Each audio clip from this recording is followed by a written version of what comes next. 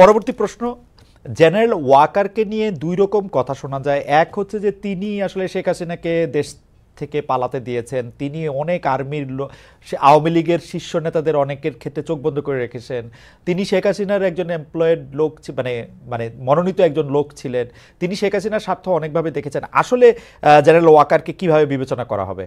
He let people come and then Sheikh হাসিনাকে হেলিকপ্টারে উঠাইলেন, মানে এটা কেমনে, এই গল্প আমরা পরে কেমনে মিলাবো? উনি তো ব্যারিকেড দেন নাই লোকজনরে। এখন শেখ হাসিনাকে যে প্রথম হেলিকপ্টারে উঠতে দেওয়া হলো, এটা হয়তো প্রেসিডেন্টের কাছ থেকে ইনস্ট্রাকশন আসতে পারে, রাষ্ট্রপতিকে আপনি জিজ্ঞেস করতে পারেন যে আপনার কাছ থেকে আসছে কিনা ইনস্ট্রাকশন। তারা চুপ্পুর ফ্যান না BNP. Chuppu is literally, not literally, Chuppu is effective, in effect is in house arrest.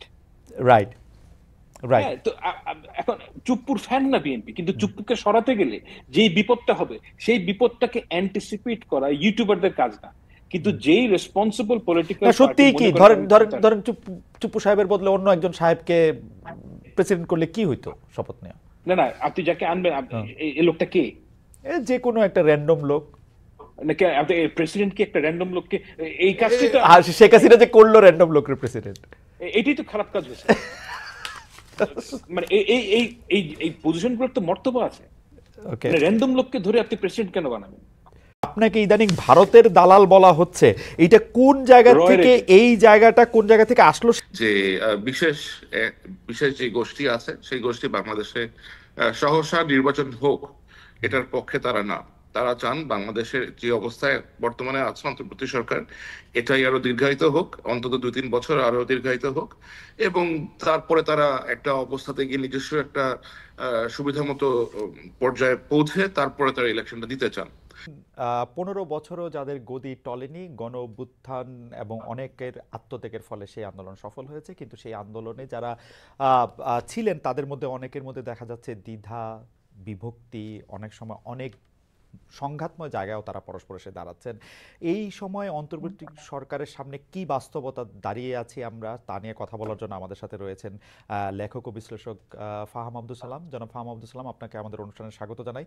আপনি আমাদের সময় দিয়েছেন অস্ট্রেলিয়া থেকে, এটা একটা ডিফারেন্ট টাইম জোন, অনেক লেট, সেখানে আপনি আমাদের আন্তরিক কৃতজ্ঞতা এবং শুভেচ্ছা জানবেন। আমাদের সাথে আরও থাকছেন অনুসন্ধানী সাংবাদিক জনাব জুলকারনাইন সাহেব। জনাব জুলকারনাইন সাহেব, আপনাকে অনেক ধন্যবাদ, আপনিও আমাদেরকে সময় দিয়েছেন, সেজন্য আপনাদের শুভেচ্ছা। আমি অবশ্য প্রথম প্রশ্নটি, আমি 2-3টা প্রশ্ন আপনাদের দুজনকেই করতে চাই। আমি ফাহাম আব্দুল সালাম আপনাকে দিয়ে শুরু করতে চাই। যে ফাহাম, আপনি জানেন যে আজকে সেনাপ্রধান, এটাকে আমি কি বলবো, উনি পোশাকে ছিলেন কিন্তু উনার বক্তব্যের ক্ষেত্রে উনি নিজেও বারবার বলেছিলেন কিছুটা মনের কথা বলছি, কিছুটা যেহেতু রাওয়া ক্লাবে অবসরপ্রাপ্ত কর্মকর্তারাও ছিলেন, সে তাদের পরিবাররাও ছিলেন, তিনি কিছু কথা বলেছেন। আমরা সেই কথাগুলির ব্যাপারে আপনাদের একটু মতামত জানবো চট করে। একটা আমি তাকে উদ্ধৃত করছি, বিডিআর হত্যাকাণ্ড নিয়ে জেনারেল ওয়াকারুজ্জামান বলছেন যে একটা জিনিস আমাদের সবসময় মনে রাখতে হবে, এই বর্বরতা কোনো সেনা সদস্য করেনি, সম্পূর্ণটাই তদানীন্তন বিডিআর সদস্য দ্বারা সংগঠিত, ফুল স্টপ, এখানে কোনো ইফ ও বাট নেই। ফাহাম, আপনার মন্তব্য শুনবো যদি ছোট করে, কারণ অনেকগুলি প্রশ্ন আছে উনার বক্তব্য। দেখেন, এখানে একটা ব্যাপার হচ্ছে যে ওই সময় তদন্তটা ভালো করে হয়নি, এটা কি মানে ফ্যাক্ট, কারণ ওই সময় ধামাচাপা দেওয়ার একটা চেষ্টা করা হয়েছিল এবং তৎকালীন আওয়ামী লীগ সরকার এটার সাথে কমপ্লিটলি বিশ্বাসঘাতকতা করেছিল। সেই নিরিখে বাংলাদেশের সাধারণ মানুষের মধ্যে একটা চাহিদা আছে যে এই ঘটনার একটা প্রকৃত তদন্ত হোক এবং বের হয়ে আসুক, এবং আমি তার সাথে সেই যে আকাঙ্ক্ষা, সেই আকাঙ্ক্ষার সাথে সম্পূর্ণ একমত। যে কারণ আপনাকে বুঝতে হবে যেখানে অনেকগুলো পরিবারের বিশাল ত্যাগ রয়েছে এবং তারা এগ্রিভড, এবং তাদের যে বিচার পাওয়ার আকাঙ্ক্ষা, এটা খুব স্বাভাবিক, এবং সেই বিচার পাওয়ার আকাঙ্ক্ষাটাকে আমাদের সম্মান করা উচিত, এবং সেই সম্মানের আঙ্গিকে আমি বলতে চাই যে এই বিচার পুনঃতদন্ত হওয়া উচিত, এতে কোনো সন্দেহ নেই। কিন্তু উনি যেটা, আমার ধারণা, অনুমান, উনি, এটা আমি নিশ্চিত না, এটা আমার রিডিং অফ দ্য ইভেন্ট, যে উনি এটার সাথে যেই অন্য পক্ষের কোন একটা বৈদেশিক পক্ষের যেই যোগাযোগ, এটাকে সম্ভবত অ্যাড্রেস করার চেষ্টা করেছেন। সেই জায়গাটায় উনি নাকচ করে দিয়েছেন বলে আমার অনুমান। আমি তার মন জানি না, তো সেটা যদি হয়ে থাকে সেটা ভিন্ন আলাপ। কিন্তু আমি সম্পূর্ণ যারা শহীদ পরিবার তাদের সাথে সম্পূর্ণ একমত যে এই ঘটনার তদন্ত হওয়া উচিত। আমি একই বিষয়ে আমি একটু জুলকারনাইন স্যার আপনার কাছে আসতে চাই যে স্যার আপনি নিশ্চয়ই বক্তব্যটা শুনেছেন, তো সেই ক্ষেত্রে তিনি বলেছেন যে বিচার প্রক্রিয়া যাদের শাস্তি হয়েছে তারা অপরাধ করেছে বলে শাস্তি হয়েছে। 51 জনের ব্যাপারে তার কাছে কিছু রিপোর্ট গেছে, তার মধ্যে তিনি তার থেকেও বেশি করেছেন সে তিনি বলেছেন। আপনি তার বক্তব্য সম্পর্কে কি বলবেন? জি, ধন্যবাদ খালিদ ভাই। আজকে বাংলাদেশের সেনাবাহিনীর প্রধান জেনারেল ওয়াকারুজ্জামান যা বলেছেন, ওনার ভাষাটা বিশেষ করে বিডিআর এর বিষয়ে, আমার বিডিআর এর বিষয়ে আমি এতটুকুই বলতে পারবো যে যারা অপরাধ করেছে তারা শাস্তি পেয়েছে, এই কথাটা উনি যথাযথভাবেই বলেছেন। এখানে আমি কোনো ভুল অথবা কোনো অসঙ্গতির কোনো কিছু আমি দেখছি না, কারণ যারা এখানে শাস্তি লাভ করেছেন তারা বিভিন্ন রকমের অপরাধে যুক্ত ছিলেন। শুধুমাত্র যে তারা হত্যাই করেছেন তা না, তারা ওইখানে বিভিন্ন নারীর সম্ভ্রমহানি করেছেন, তারা ধর্ষণের মতো ভয়াবহ অপরাধের সাথে যুক্ত ছিলেন। এখন বিচার প্রক্রিয়াটা যখন চলে তখন আমার জানা মতে অনেকের মান সম্মানের কথা এবং সামাজিক অবস্থার কথা চিন্তা করে তাদেরকে যে ধর্ষণ করা হয়েছে এই কথাগুলো উজ্জ্বল রাখা হয়। অনেককে স্মল আর্মস এবং এক্সপ্লোসিভস এর মামলায় অ্যারেস্ট দেখানো হয়। সুতরাং ইন এ ব্রডার পার্সপেক্টিভ এটা যে আপনার সঠিক হয়েছে অথবা বিচার যে আপনার শাস্তিগুলো যে দেয়া হয়েছে, শাস্তি যথাযথভাবে দেওয়া হয়েছে বলে উনি যে মন্তব্যটা করেছেন, এখানে আমি কোনো ভুল কিছু দেখছি না। ওকে, নেক্সট প্রসঙ্গ স্যার, আপনাকে ধন্যবাদ। ফাহাম আব্দুল সালাম, আমি আপনার কাছ থেকে জানতে চাইবো যে সেনাপ্রধান একটি প্রসঙ্গে বলেছেন, আমি একটু প্যারাফ্রেজ করি জিনিসটাকে, যে র্যাব, ডিজিএফআই, এনএসআই এরা প্যানিকড অবস্থায় আছে, পুলিশের ব্যর্থতার কারণও তিনি আসলে বলতে চেয়েছেন। 30,000 সেনা সদস্য দিয়ে যারা ক্যান্টনমেন্টে 30,000 যাবে আসবে তাদের দিয়ে আসলে এটা করা সম্ভব না। আমরা যা করছি সেগুলো আমাদের উচ্ছৃঙ্খলতা এবং আমরা পরস্পর এটার মধ্যে করছি, এরকম কিছু বলেছেন। আমি যেহেতু একদম পুরোপুরি উদ্ধৃত করছি না, সেটা নিয়ে আপনার একটু মন্তব্য শুনতে চাই। কথাটা তো সত্যই, মানে ব্যাপারটা হচ্ছে যে আমরা একটা এক্সট্রাঅর্ডিনারি ফেজে আছি এবং এই এক্সট্রাঅর্ডিনারি ফেজে থাকার কারণে কিন্তু মিলিটারির একটা যে ক্যাপাসিটি সেটা ভীষণভাবে হ্যাম্পার্ড হয়েছে। এটা কোনোভাবেই মানে অস্বীকার করার উপায় নেই, কারণ মিলিটারির কাজ তো রাস্তায় না, এবং এই কাজটা করছেন তারা, এবং এটা একটা লিমিট আছে, একটা জায়গায় গিয়ে থামতে হবে। আমি সেটা বলি যে আমাদেরকে নর্মালসিতে ফেরত আসতে হবে। আমাদের যে পুলিশিং এটা একেবারে ডিপ্লিটেড, পুলিশিং এর কোনো ক্ষমতাই নেই। সেই অবস্থা থেকে আমাদের উন্নতি হয়েছে, কিন্তু ল অ্যান্ড অর্ডার অবস্থা খুবই বাজে। তো এই জন্য একটা প্রিভেইলিং আইডিয়া হচ্ছে কি যে একটা যদি পলিটিক্যাল গভর্নমেন্ট আসে তখন তাদের পক্ষে এই কাজগুলো করা সহজতর হবে, এবং অর্থাৎ মূলত স্টেবিলিটির দিকে আমাদের দেশ নর্মালসিতে ফেরত যেতে হবে। এবং সেই কারণ থেকে ওয়াকার সাহেব এই কথাগুলো বলছেন, এবং এটা তো সত্য কথা যে মিলিটারির ভেতরে যে এতদিন ধরে যদি আপনি এনগেজ করে রাখেন রাস্তাঘাটে, এবং ল অ্যান্ড অর্ডার অবস্থা ভালো না, so if you think about it, যে এই কাজগুলো তো আসলে পুলিশের কাজ, এবং পুলিশকে যদি পাওয়ারফুল করতে হয়, পুলিশ ডিপ্লিটেড ফোর্স, এটাকে আপনার মানুষ লোকবল বাড়াতে হবে, নর্মালসিতে ফেরত যেতে হবে, এবং ওই গোলের দিকে যাওয়ার যে তার ইচ্ছা আমার কাছে মনে হচ্ছে দ্যাট ইজ পারফেক্ট। এবং এটাই একজন অ্যাডাল্ট হিসেবে, একজন রেসপন্সিবল মানুষ হিসেবে তিনি যা বলেছেন, যেটা আমার কাছে তাই মনে হচ্ছে। ফাহাম, এখানে দুইটা প্রশ্ন। এক হচ্ছে যে আপনি কি পরে নিশ্চয়ই আরো আমরা বিস্তার করতে পারবো, যে আপনি কি এটা বলতে পারবেন যে কেন যে কাজ পলিটিক্যাল গভর্নমেন্ট পারবে সেইটা নন পলিটিক্যাল গভর্নমেন্ট কেন পারবে না, যদি এটা আইন শৃঙ্খলার ব্যাপার হয়? এক, আর এইটা আগে একটু জি।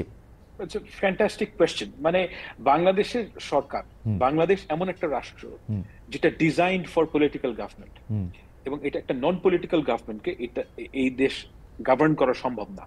কেননা আমি একটা ছোট্ট করে একটা উদাহরণ দিই, যেটা হচ্ছে কি আমাদের এই অন্তর্বর্তীকালীন সরকারের চাইতে অনেক বেশি পাওয়ারফুল এবং এইবল গভর্নমেন্ট ছিল 2007 সালের তত্ত্বাবধায়ক সরকার। 2007-8 সালে ওই সময় একটা তারা কমপ্লিটলি, এখন তো কোনো সরকারই ছিল না 5ই আগস্টে, তারা একটা ফাংশনাল গভর্নমেন্ট পেয়েছিল।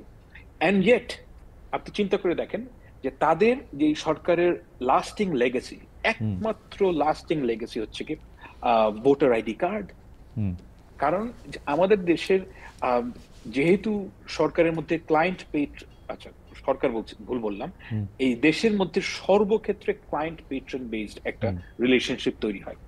এখন বর্তমান সরকারের যেটা সবচেয়ে বড় সমস্যা সেটা হচ্ছে কি, তারা যদি বিউরোক্রেসি চালাতে যান, তাদের কাছে ক্যারট নাই, স্টিকও নাই। স্টিক 5ই আগস্টে ছিল, সেটা ব্যবহার করেন নাই।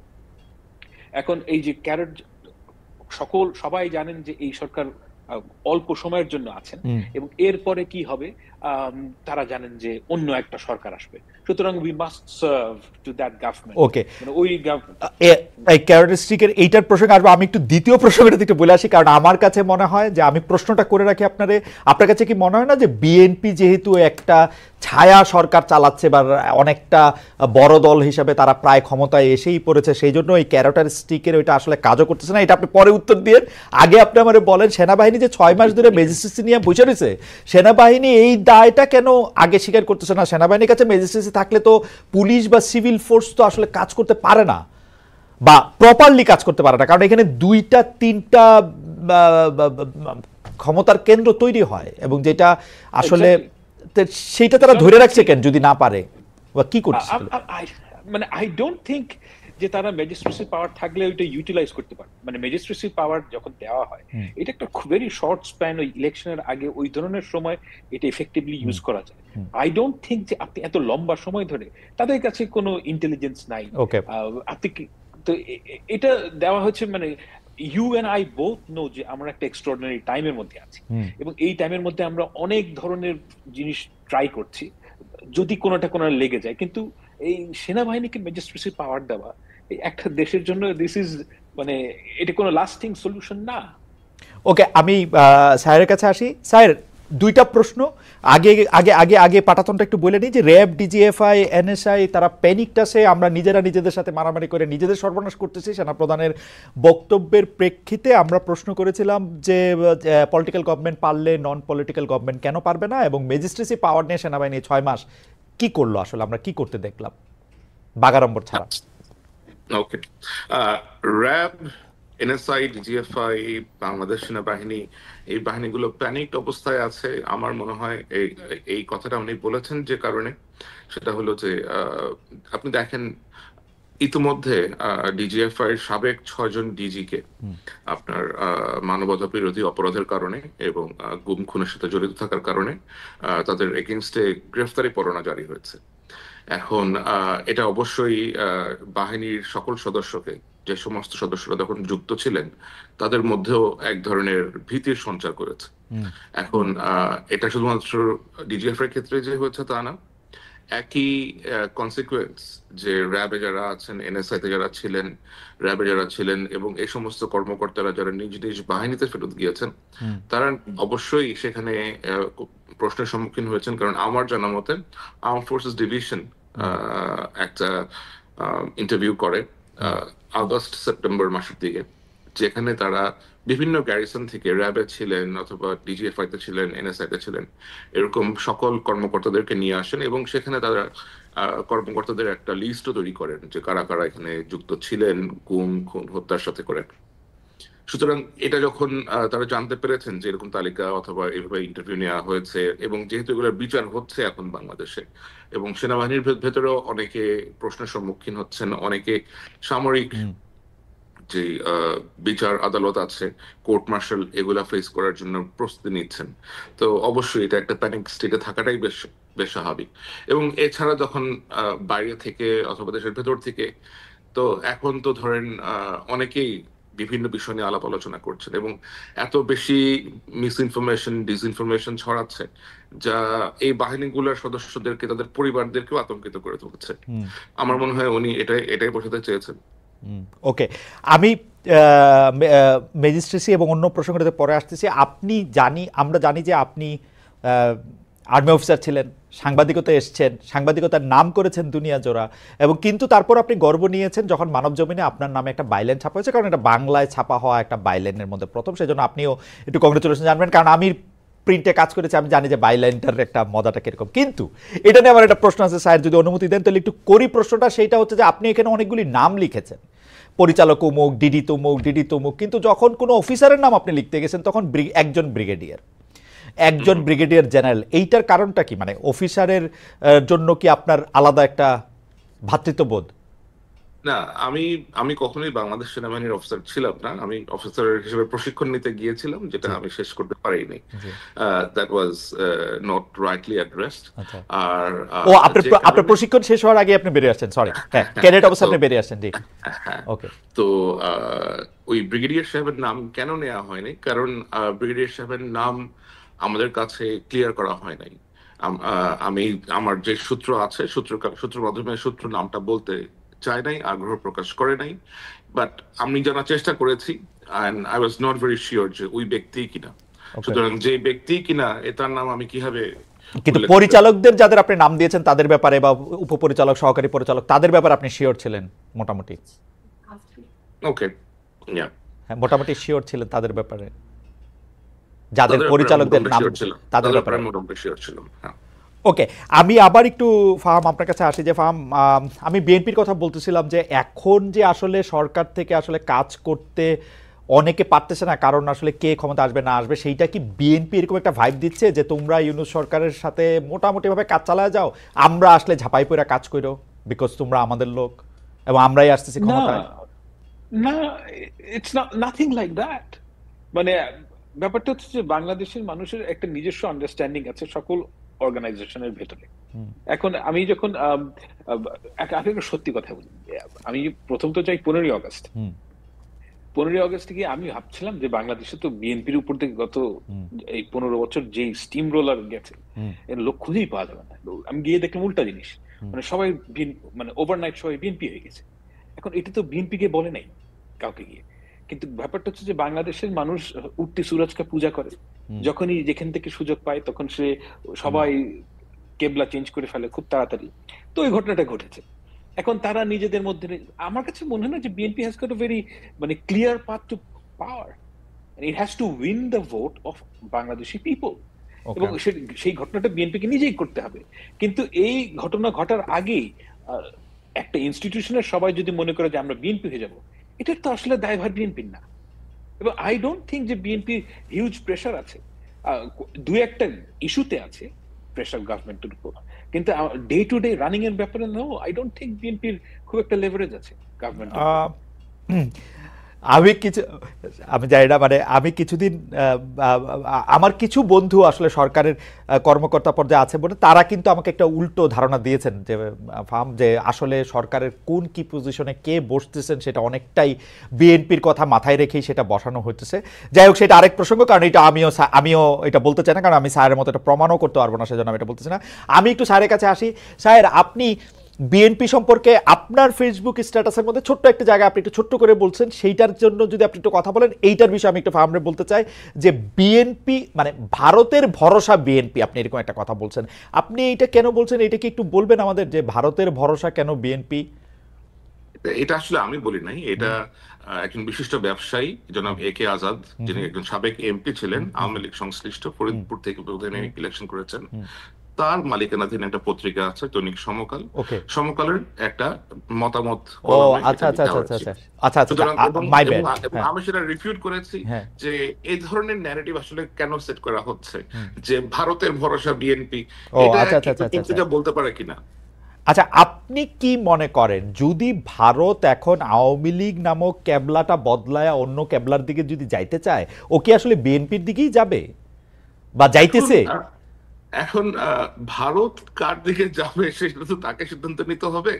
আর আমার মনে হয় যারা বাংলাদেশে আগামীতে ক্ষমতায় আসতে চান তাদেরকে বাংলাদেশের কেবলাটা যেন বাংলাদেশের দিকেই থাকে সেটা সেট করতে হবে। কেবলা যেন কারোর দিকে না যায়, ভাই আমরা কারোর দিকে কেবলা যেতে চাই না। আমরা না চাইলাম, ভারত চাইবো কিনা যে বিএনপি থাকে? চাইতেই পারে, বিএনপি পুরনো বন্ধু বিএনপি, তাকে দিতে হবে এমন তো কোনো বাধ্যবাধকতা নাই।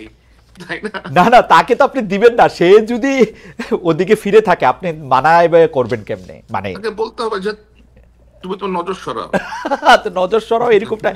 আচ্ছা, অন্যদিকে দাও, এদিকে নজর দিও না। আপনার আমি একটু ফার্মের মন্তব্যটা একটু নিয়ে নিই যে ফার্ম, একটা মিনিট খালেদ ভাই, আমি আসলে অফিসে তো আমাকে একটা খুব জরুরি কল নিতে হবে ফর 2 মিনিটস। জি, আর আমাকে আমার রুমটা একটু চেঞ্জ করতে হবে কারণ এখানে একটা মিটিং হবে। ঠিক আছে আই উইল বি ব্যাক। ঠিক আছে, 2 মিনিটস। ঠিক আছে, কোনো অসুবিধা নেই।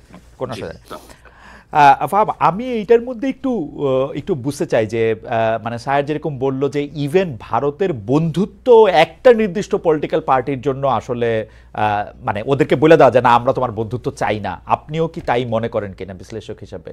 না না, আমার কাছে মনে হচ্ছে, দেখেন একটা কথা আপনাকে বলি, যেই দল কখনোই ক্ষমতায় আসবে না আর যেই দল অ্যাকচুয়ালি ক্ষমতায় আসবে বলে মনে করে, এই দুইজনের স্ট্র্যাটেজি, এই দুইজনের মধ্যে দুইজনের যে ন্যারেটিভ কখনোই এক হবে না। যেমন আপনি যদি সিপিবি করেন কিংবা আপনি যদি একটা হিজবুত তাহরির করেন, সাপোজ, আমি জাস্ট কথার কথা বলছি, যে এরকম আপনারা যদি একটা, আপনি জানেন যে আপনি ভোট করে সরকার গঠন করতে পারবেন না, তখন আপনি অনেক আজব আজব কথা বলতে পারবেন যে ভারতের সাথে হ্যান করবো ত্যান করবো। রিয়ালিটি হচ্ছে গিয়ে ভারতের সাথে আমাদের বিজনেস যেই চালায় যেতে হবে, আমাদের ভারতের সাথে বিজনেস ইন্টারেস্ট যেগুলো সেগুলো চালাতে হবে, এগুলো হচ্ছে রিয়ালিটি। আমাদের বছরে প্রায় $1 বিলিয়ন কাছাকাছি আমরা ড্রাগ ইনগ্রেডিয়েন্ট ইম্পোর্ট করি, মেজরিটি হচ্ছে ইন্ডিয়ার সাথে। তা এই ধরনের অনেকগুলো ক্রিটিক্যাল ইন্ডাস্ট্রি আছে যেগুলোতে আমাদের ভারতের উপর ডিপেন্ডেন্স আছে। তো এগুলো আমি শুধুমাত্র ব্যবসার ক্ষেত্রে বলছি যে আপনি তো সম্পর্ক নাই করে ফেলতে পারবেন না, আপনাকে এগুলো চালিয়ে যেতে হবে, এটা হচ্ছে ওয়ান পার্ট। কিন্তু আওয়ামী লীগ সরকার যেই কাজটা করেছিল, আমার মনে হয় না যে বাংলাদেশের কোনো রাজনৈতিক দল ভারতের সাথে ওই ধরনের নতজানু সম্পর্কে যাওয়াটা আর কখনোই এফোর্ড করতে পারবে। তো আমি মনে করি না যে মানে ভারতের সাথে কোনো সম্পর্ক থাকবে না, এইটা একটা ইমপ্র্যাকটিক্যাল কথা। এই ধরনের ন্যারেটিভে যাওয়াটা উচিত না, কারণ এটা প্র্যাকটিক্যাল কোনো অ্যাপ্রোচ না। কিন্তু আমি যেটা এক্সপেক্ট করি যে ভারতের সাথে বাংলাদেশের সম্পর্ক হবে দুটো সার্বভৌম রাষ্ট্রের, এবং ভারতের যে সরকারের যে স্ট্র্যাটেজি টুয়ার্ডস বাংলাদেশ, সেটা অবশ্যই প্রো পিপল পলিসি হতে হবে from the perspective of Bangladeshi people. আমি একটু বাছাতে বলি, আপনি এখন যে কথা বললেন একটা স্বাধীন দেশের কূটনীতি এর বাইরে যাইতেই পারে না, মানে এটা হয়তো বাংলাদেশের কূটনীতিতেও এই কথাটাই আসে যে আমরা এটাই করতে চাই। একদিকে হচ্ছে যে আচ্ছা আপনি হয় না এটা আগে শেষ করেন, তারপর আমি প্রশ্নটা করি। এটা হয় নাই কারণ হচ্ছে কি যে ভাই, গত 15 বছরে যেহেতু আওয়ামী লীগকে নির্বাচন করে ক্ষমতায় যেতে হয়নি, মানে নির্বাচন না করেই তারা ক্ষমতায় যেতে পেরেছে, সেহেতু তারা পিপলের যে আকাঙ্ক্ষা, জনগণের যে স্পৃহা, সেটার কোনো তোয়াক্কাই করেনি। তো ওই জিনিসটা বাংলাদেশে সম্ভব না, কারণ বাংলাদেশে আমি মনে করি না যে নির্বাচন না করে আপনি ক্ষমতায় থাকবেন, যে ইন দ্য ফোরসিবল ফিউচার আপনি এটা পারবেন। ওকে, সুতরাং সেহেতু আমি বলছি যে বাংলাদেশের ভবিষ্যতে যেই সরকারে আসুক, এই ধরনের নতজানু সম্পর্কের কোনো প্রশ্নই আসে না, এবং সেটা তারা এফোর্ড করতে পারবে না, কারণ ওই জায়গায় গেলে সে পরে নির্বাচন হারবে। আচ্ছা, আমি এখন 2-3টা কথা এরকম একটু বলতে চাই যে আপনি নতজানু সম্পর্কের কথা বলতেছেন, আসলে তো কেউ আসলে ঘোষণা দিয়ে নতজানু সম্পর্কের কথা বলতেও পারবে না, হয়তো বই খাতায় আপনি যেগুলি বলতেছিলেন সেগুলি হয়তো আছে কাজের গরু। কিন্তু আমরা এর উল্টা দিকে যদি দেখি যে বাংলাদেশে একটা পপুলিস্ট রাজনীতির দিক হচ্ছে ভারতকে গালি দেয়া, সেটা আপনি জনপ্রিয় হইতে গেলে আপনি ভারতকে একটা গালি দিতে হবে, ভারতকে আপনার যেটা আপনি শুরু করছেন যে অনেক কিছু শেষ করে দিতে হবে, সেটা বলা। বিএনপির অবস্থানটা আসলে কি হবে? কেন আমি প্রশ্ন করতেছি, বিএনপির রাজনীতি তো এই 15 বছর বাদ দিলে আমি কিন্তু ভারতের গালাগালি বা ভারতকে ইঙ্গিত করে কথা বলা সেগুলি 2-1টা এরকম ছিল না যে তা না, ছিল। কিন্তু আমরা যখন ক্ষমতায় বিএনপি গেছে 2001 থেকে 2006 যদি আমরা ধরি, সে ভারতের কাছে গ্যাস বিক্রি করে দিতে চাইছে, সে টাটার কারখানা এখানে আইনা কম দামে বিদ্যুৎ দিতে চাইছে, ভারতের সাথে সম্পর্ক উন্নয়নের জন্য এক্সট্রা মাইল গেছে। কেউ কেউ বলতে চায় যে তাইওয়ানকে স্বীকৃতি দিচ্ছে ভারতকে খুশি করার জন্য, চীনকে অখুশি করার জন্য। ওই রিয়ালিটি আর নাই, সেই রিয়ালিটি এখন আর নাই। এটার কারণ হচ্ছে কি, আমি আপনাকে একটা ঘটনা, ছোট্ট ঘটনা। 2024-এর নির্বাচনের আগে আমাকে বাংলাদেশের একজন সেনা কর্মকর্তা, আমি এখানে নাম বলছি না, তো উনি আমাকে বললেন যে উনি যোগাযোগ ছিল প্রফেশনাল কারণে, এবং আমি আপনাকে শুধু এতটুকুই বলছি যে ওনার যে প্রফেশনাল কারণে ভারতের সাথে যোগাযোগ ছিল এটা লেজিট, এটা ওনার প্রফেশনাল ক্যাপাসিটি হওয়ার কথা। তো ওনাকে বাংলাদেশের আওয়ামী লীগ সরকারের প্রায় 15 জন এমপি রিজিউমে সিভি দিয়েছেন ভারতে পৌঁছানোর জন্য, এবং এর মধ্যে 3 জন সেটা হিন্দিতে ট্রান্সলেট করে দিয়েছেন। সিরিয়াসলি? তো বুঝতেই পারছি একেবারে হিন্দিতে এখান থেকে ট্রান্সলেট করে দিয়েছে যাতে সে ওখানে পৌঁছলে পড়তে সুবিধা হয়। এখন আমি আসলেই মনে করি না যে বিএনপি, ধরা যাক যদি বিএনপির, আমি বিএনপির কিছু নেতাদের সাথে কথা বলেছি, আমার কাছে কখনোই মনে হয় না যে তারা প্রো ইন্ডিয়ান, ওকে তারা পরিপূর্ণভাবে প্রো বাংলাদেশি। কিন্তু তার মানে এই না যে আপনি ভেঙে ফেলবো, মানে মানে আপনাকে রিয়েলিস্টিক হতে হবে তো। আচ্ছা, কথাটা যখন উঠলোই আমার কাছে কিন্তু সবসময় মানে আমি এইটা আওয়ামী লীগের সময়ও আওয়ামী লীগের লোকজনরে, বিএনপির লোকজনরে সবসময় আমি এটা বলছি যে যে ভারত হয়তো আওয়ামী লীগের সাপোর্ট করে, কিন্তু ভারতের এই জুজুর ভয়টা বোধহয় আওয়ামী লীগে বেশি দেখায়। এটা একটা জুজু করে ওরা হয়তো এটা দেখায়। তাইলে এটা সত্যি মানে ভারতে সিভি পাঠাইতে হইতো হিন্দিতে ট্রান্সলেশন কইরা? আচ্ছা, পাঠাতে হতো কিনা এটা আমি জানি না, কিন্তু পাঠানো হয়েছে। আচ্ছা, মানে তাহলে আমি একটা জিনিস বলি যে আপনার কাছে কি মনে হয় এই জুলাই আগস্টের আন্দোলনের সময় ভারত তার ওই যে ব্লেসিং, সেই ব্লেসিং এর হাতটা একটু সরাই নিছিল শেখ হাসিনার উপর থেকে? না না না না, আমি আগেও বলেছি যে লাইভ টিভিতে একটা বাজে শব্দ করে বলে ফেলেছি, তো যাই হোক, আপনার অনুমতি নেই বলছি, ফ্রম র ইট ওয়াজ এ ক্লাস্টার ফাক, as simple as that. তাদের ইন্টেলিজেন্স 100% ফেল করেছে। এটার কারণ হচ্ছে গিয়ে they took it very easily, they took it, মানে আমরা কিন্তু, আমি একা না, আর আমরা অনেকে ভারতীয় পত্র পত্রিকায় লিখেছি যে এই ঘটনাটা ঘটতে পারে। আমি নিজে লিখেছি, অনেক লিখেছে, এরকম আরো অনেকে লিখেছে যে বাংলাদেশে, এবং এখন থেকে না বহু বছর ধরে, যে বাংলাদেশে ব্যাপকভাবে অ্যান্টি ইন্ডিয়ান সেন্টিমেন্ট তৈরি হয়েছে, এবং এই অ্যান্টি ইন্ডিয়ান সেন্টিমেন্ট তৈরির মূল কারণ হচ্ছে গিয়ে ভারত একটা অবৈধ ফ্যাসিস্ট রেজিমকে ব্লাইন্ডলি সাপোর্ট করছে, এবং এই কথা ইন্ডিয়ানরা তো শোনেই নেই। এবং সেই সাথে তাদের যে ইন্টেলিজেন্স, এটা কোনো, আমি মনে করি না খুব একটা এফিশিয়েন্ট। এটা আমি একটা কারণও আছে যে আমি বিভিন্ন সময় তাদের টক শোতে যারা তাদের বাংলাদেশ এক্সপার্ট তাদের কথা শুনি, ইউ উইল নট বিলিভ যে তারা কোন লেভেলের ইগনোরেন্ট। ওকে, তো তারা বাংলাদেশ সম্বন্ধে খুব ভালো জানেনও না, তাদের ইন্টেলিজেন্স কমপ্লিটলি ফেল করেছে, এবং আমি মনে করি না যে ভারত আওয়ামী লীগের উপর থেকে হাত উঠিয়ে নিয়েছে। এটা কমপ্লিটলি হোম গ্রোন আন্দোলন, এবং এই অভ্যুত্থানের কারণে তারা পরাস্ত হয়েছে। সায়ের ফিরে আসছে, আমি শুধু এই প্রশ্নটা করে রাখি, এটা সায়েরও আসলে একটু আমি জানতে চাইবো যে মানে ধরেন আমরা থিওরিতে ফেলি, মানে আসলে ইদানিং হয়েছে কি এমন সব কমেন্ট আসে এবং কাইটা কুইটা এমন কি প্রশ্নের যে কি, কিন্তু আমি প্রশ্নটা এরকম করতে চাই যে যদি আমি ধইরা নেই যে আপনি যে শব্দটা, বিউটিফুল শব্দটা ব্যবহার করে বললেন, জুলাই আগস্টে যেটা করছে, তো সেইটা কি 15 বছর ধরে কি তারা এটা সফল হইতেছিল? 15 বছর ধরে কি তারা তাগো আয়ত্তে ছিল? আইসা এই পয়েন্টে আইসা এটা ব্যর্থ হইলো। স্যার, আমরা কথা বলতেছিলাম যে ইন্ডিয়া আসলে শেখ হাসিনার উপর থেকে তার ব্লেসিং এর হাতটা সরাই লইছিল কিনা, যেই কারণে জুলাই আগস্ট, না এটা আপনি একটু পরে করেন, আমি একটু ফাহামরে জিগাইলো এই ঘটনাটা, যে ফাহাম আপনার কাছে কি মনে হয় যে আগে সফল ছিল পরে সফল হয়, এই পয়েন্টে আইসা ব্যর্থ হইছে? এখানে আমি দেখেন ভাই, আমি আপনাকে একটা, এইখানে কিছু কথা বলা যায়, ঠিক আছে বলি, আমি একটু রিস্ক নিয়ে এই কথাটা বলি। রিস্ক নিয়ে কথাটা বলা মানে মানুষের শোনাও দরকার।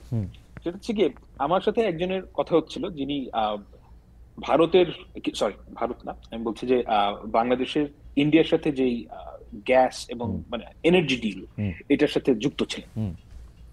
তো উনি আমাকে একটা খুব ইন্টারেস্টিং পার্সপেক্টিভ দিয়েছেন। বলে আপনারা মনে করেন যে এই সময় কিভাবে ঘটনাটা ঘটতো, এটা এগেইন আমি কিন্তু এটা তার ভার্সনটা বলছি, এটা সত্য কি মিথ্যা জাজ করার ক্ষমতা আমার নাই, আমি শুধু তার ভার্সনটা আপনাকে বলছি, কিন্তু এটার মধ্যে ইনস্ট্রাকশন আছে, এটা ইন্টারেস্টিং। তার ভার্সন অনুযায়ী যে ভারতীয় যারা কর্মকর্তা ছিলেন তারা এই ডিলগুলো করতেন কিভাবে, যে বাংলাদেশিরা গিয়ে বাংলাদেশিদের সাথে ডিল করবে, গভর্নমেন্টকে প্রেসার দিবে থ্রু ইন্ডিয়া। ওকে, এবং তার ভার্সন অনুযায়ী যে এটার মধ্যে যে যারা এই এখানে উপস্থিত যারা মানে ভারতীয় কর্মকর্তা অর্থাৎ হাই কমিশন, তারা এটা আদৌ গভর্নমেন্ট ব্যাকড কিনা কেউ জানে না। এখানে একটা সিন্ডিকেট তৈরি হয়েছিল। এখন এই সিন্ডিকেট যে তৈরি হয়েছিল, এটা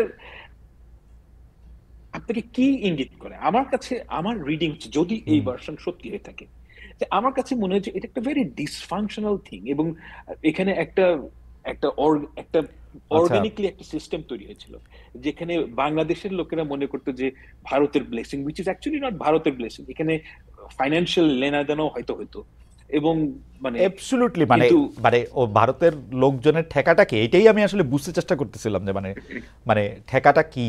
এবং আপনি ফাইন্যান্সিয়াল লেনদেনের কথাটা বলতেছিলেন, আচ্ছা আপনি শেষ করেন তারপরে, সরি আমি। তো এখন এই লেনাদেনে যদি কেউ অভ্যস্ত হয়, বা আপনি চিন্তা করেন, আমি ওনার ভার্সনটা সত্য বলে ধরে নিচ্ছি ফর ওয়ান সেকেন্ড, এবং আপনি চিন্তা করেন যে আমি একজন ইন্ডিয়ান 30-35 বছরের সরকারি কর্মকর্তা, আমি বাংলাদেশে কাজ করতে এসেছি, কাজ করতে এসে দেখছি যে আমাকে ফ্ল্যাটারিং আচরণ করা হচ্ছে আমার সাথে, এবং আমাকে পয়সা দেওয়া হচ্ছে শুধু ফাঁপড় মারার জন্য। তা আমি তো এতে ইন্টারেস্ট হবই, ওকে, তাই না? যে আমার কথা যদি আপনার পয়েন্ট পরিষ্কার। আমি একটু স্বামীর কাছে জানতে চাই, স্বামী আমার ইয়াটা হচ্ছে যে 15 বছর ধরে আওয়ামী লীগকে ভারত সাপোর্ট করতেছিল, সেই সাপোর্টটা জুলাই আগস্টে সরাই নিছিল কিনা? 15 বছর ধরে ভারত আওয়ামী লীগ সরকারকে যে সাপোর্ট করছিল সেটা তারা অবশ্যই জুলাই আগস্টে সরায় নেয় নাই। এটা এটা যদি আপনি একটু দেখেন, কারণ জুলাই আগস্ট পরবর্তী সময়ে বাংলাদেশে বিভিন্ন রকমের পরিকল্পিত স্যাবোটাজ করার চেষ্টা করা হয়েছে। তারা যদি সেগুলো সরায় নিত তাহলে তো তারা এই স্যাবোটাজ গুলো আর করার চেষ্টা করতো না। আর যদি ব্লেসিং সরায় নিত তাহলে তারা হাসিনাকে বা গ্রহণ করতো কেন? বিশ্বের কোনো দেশ তো তাকে গ্রহণ করতে রাজি ছিল না। গ্রহণ করছে কি, বন্দি করে রাখছে, কি আর করছে না? বন্দি করে রাখলে তাহলে সে কথা বলতেছে কেমনে? কত তো ফোনই করতেছে, সামনে আসে না। না না, সে সামনে আসে না, তার লজ্জা লাগে নাকি? সে কেন সামনে আসে না সেটা সে বলতে পারবে। এটা একটা ভালো শব্দ বলছেন, যাই হোক আরেকটা যে তার চেহারা এখন সে দেখাবে না, যে বিকজ তার কয়েকদিন আগে তো সে বলছিল হাসিনা পলায় না, হাসিনা যায় না, কয়েকদিন পরে তো নিজেই বাকস হয়ে গেছে।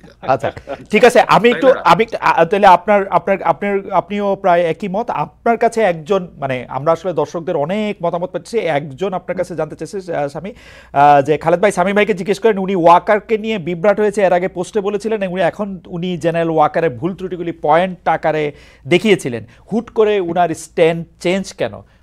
আমরা আসলে আমার স্ট্যান্ড চেঞ্জ হয় নাই। আমার স্ট্যান্ড বিভিন্ন রিসার্চ করার পরে, বিভিন্ন স্টাডি করার পরে, বিভিন্ন রকম তথ্য উপাত্ত সংগ্রহ করার পরে আমি বুঝতে পেরেছি যে এই লোক বাংলাদেশের জন্যই এখন পর্যন্ত কাজ করে যাচ্ছেন।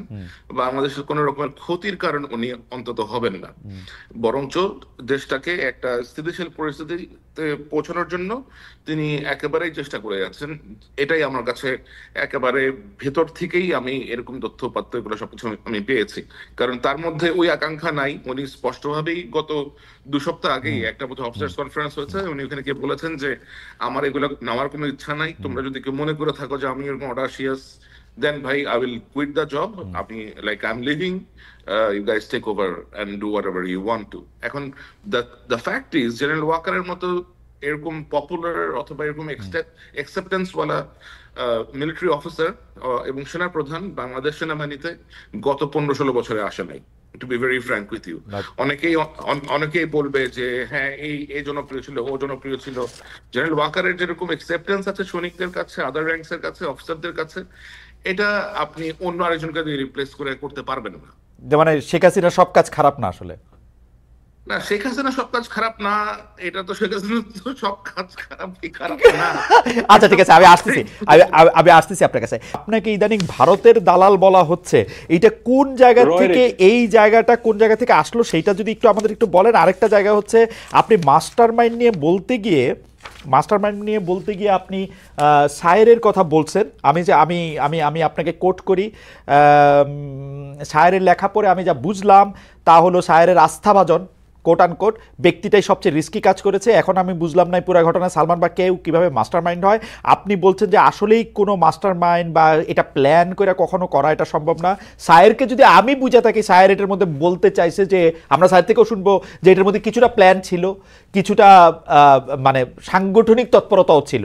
আমি একটু আপনার কথা আগে শুনতে চাই যে ফাহাম, আপনি শায়েরকে মানে আমি জি, এখানে ব্যাপারটা হচ্ছে যে আমি একটা নতুন জিনিস আবিষ্কার করেছি এই 2 দিন হলো। এটা হলো যে আমরা যেভাবে মাস্টার মাইন্ড শব্দটা ইউজ করি, আমি অ্যাটলিস্ট যেভাবে করি, আর বাংলাদেশের সাধারণ মানুষ যে ওয়ার্ডটা যেভাবে ইউজ করি এক না। আসলে মাস্টার হিসেবে করে মনে হয় শব্দটা ইউজ, মাস্টার মাইন্ড না। তারা মাস্টার মাইন্ড হিসেবে বাংলাদেশের সাধারণ মানুষ মনে করে যে নেপথ্যচারী, অর্থাৎ যে গোপনে অনেক কাজ করছে, আচ্ছা হ্যাঁ, অনেক গোপনে কাজ করছে, যে সে হচ্ছে মাস্টার মাইন্ড। কিন্তু আমি এটা চিন্তা করছিলাম অন্যভাবে, এবং আমি দেখছি যে সবাই মাস্টার মাইন্ড ওয়ার্ডটা ইউজ করছে। এটা আমি পরশুদিনই প্রথম আবিষ্কার করলাম, যে অ্যাকচুয়ালি শত শত মানুষের কমেন্ট দেখে আমি বুঝলাম। এবং পরে আমি যখন একটা লিখলাম যে আপনারা মাস্টার মাইন্ড শব্দটা কিভাবে বুঝেন, আমি আই ওয়াজ রাইট, বেশিরভাগ লোকই বলছে তারা ওইভাবেই বোঝে, অর্থাৎ যে নেপথ্যচারী, যে গোপনে কাজ করে।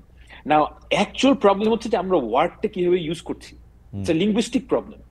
আমি অন্যভাবে মিন করছিলাম, আমি বলছি যে এটা কোনো সেন্ট্রালি প্ল্যান্ড গণ অভ্যুত্থান না, এখানে ওই ধরনের প্ল্যানিং করার কোনো উপায়ই ছিল না, এবং আমরা সবাই এখানে যুক্ত হয়েছি, সবাই উইথ দ্য বেস্ট ইন্টেনশনস, এবং একটাই আমাদের আগ্রহ ছিল যে হাসিনাকে সরাতে হবে।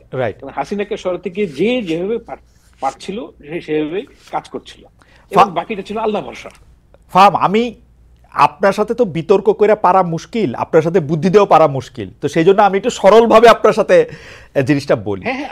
এখন দেখতেছি যে ধরেন ক্রেডিটটা কার, এইটা বিশ্লেষণ করতে আমাদের অনুসন্ধানী সাংবাদিক সহ অনেকে চেষ্টা করতেছে যে আসলে ক্রেডিটটা কার, আমরা ক্রেডিটটা কারে দিব, সেইটা আমরা দেখতেছি নতুন দলের মধ্যে আসলে কারা যাবে। এখন আমি যদি বলি ফাহাম আব্দুল সালাম এই পুরো ক্রেডিট জিনিসটারই নস্যাৎ করতে চাইতেছে হচ্ছে এই কারণে, কারণ বিএনপির এখানে আসলে খুব বেশি ক্রেডিট নাই। যদি ক্রেডিটের প্রশ্ন সামনে আসে বিএনপি আসলে খুব বেশি পয়েন্ট পাবে না, তো সেই জন্য বুদ্ধিমান ফাহাম যেটা করতেছেন সেটা হলো ক্রেডিটটারই বাতিল করে দিয়ে এটাকে গয়রহ করে জুলাই আগস্টকে 15 বছরে নিয়ে যেতেছেন। ব্যাপারটা এরকম কিনা আপনি যদি একটু।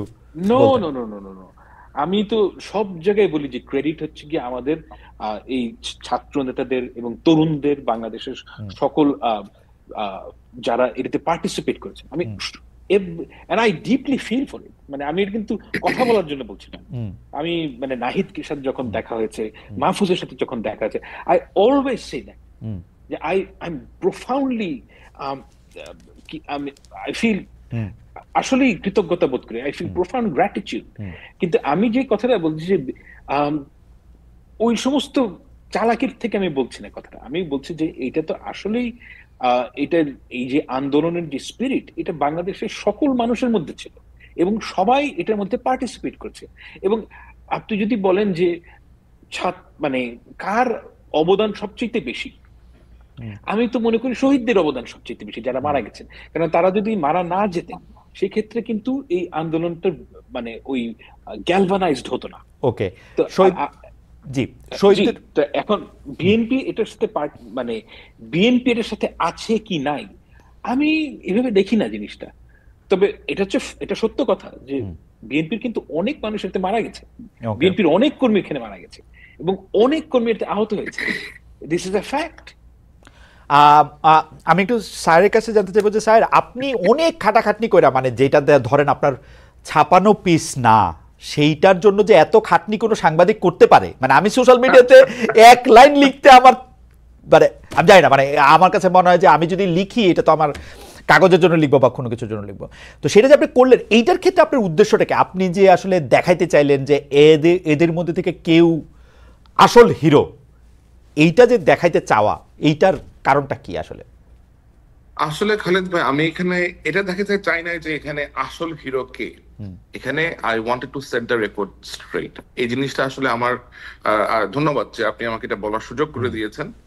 আমার তো আসলে ধরেন আমি এটা যতটা কাছ থেকে দেখেছি, ধরেন 24-25 তারিখ থেকে, এর আগে আমাকে দুই এক জায়গা থেকে অ্যাপ্রোচ করা হয়েছিল যে যদি এরকম কিছু হয়, will we be in a position to give this guys any shelter or not. তো সিচুয়েশনটা আসলে যেদিকে যাচ্ছিল, এটা একটা ছাত্র আন্দোলন ছিল, বৈষম্য বিরোধী ছাত্র আন্দোলনের স্টুডেন্টদের ডিমান্ড ছিল কোটা বিরোধী আন্দোলনটা এক সময় এটার ট্রেজেক্টরি সেট হয় শেখ হাসিনার পতন হিসেবে।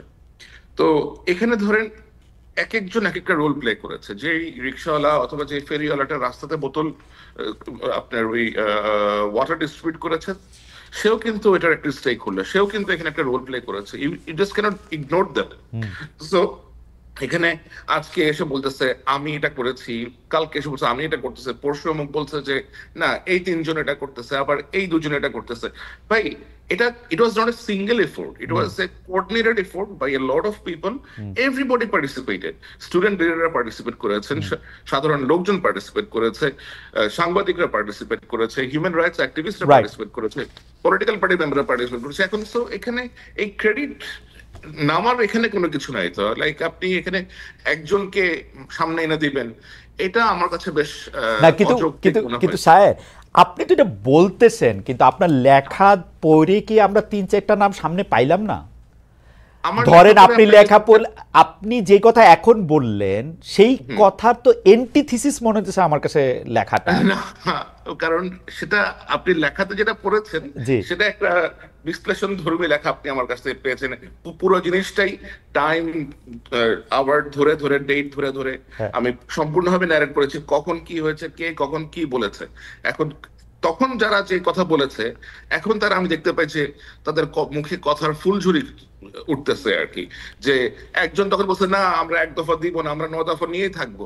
আরে তুই এক দফা তখন না দিলে তো লাইক হাউ সেটা উইল গো, এটা তো ওরা বোঝাইতে হবে। ওটা যখন ওরা বোঝানোর জন্য চেষ্টা করা হয়েছে তখন সে বলে যে হ্যাঁ আমাকে মিলিটারি দিয়ে ভয় দেখাইছে। কাউরে মিলিটারি দিয়ে কেউ কোনো ভয় দেখায় নাই ভাই।